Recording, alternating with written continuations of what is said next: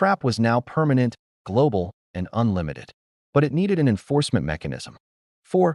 Paul Volcker, the enforcer of inescapable debt, 1982.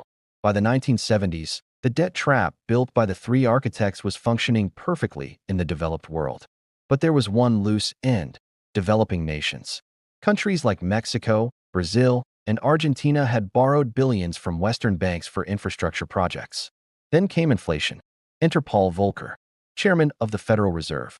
To kill inflation, he raised interest rates dramatically. The federal funds rate went from $11% to $20% It crushed American inflation. It destroyed everyone else. Developing nations, who had adjustable rate loans, suddenly saw their interest payments triple. They couldn't pay. In August 1982, Mexico announced it was defaulting. This should have triggered a global financial collapse. American banks had lent most of that money. If Mexico defaulted, Wall Street would take massive losses. Volcker didn't let the market crash. He, along with the IMF, orchestrated a bailout. But they didn't forgive the debt. They restructured it. They lent these countries new money just to pay the interest on the old money. In exchange, the IMF demanded structural adjustment programs, SAPs. These were not suggestions. They were non-negotiable mandates designed to guarantee Western banks would be repaid.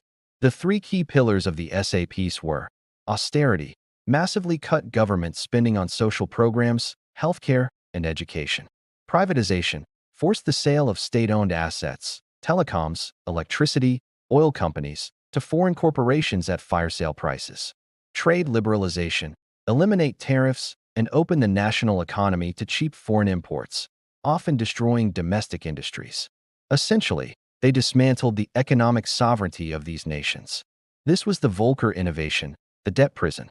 When debt becomes unpayable, you don't erase it. You use it as a leash. You strip the country of its sovereignty in exchange for the privilege of staying in debt forever. The debt is never eliminated. It's just refinanced into permanent indebtedness. We saw it with Greece. We saw it with Sri Lanka. The tactic is identical.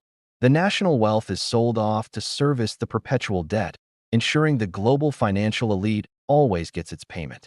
5.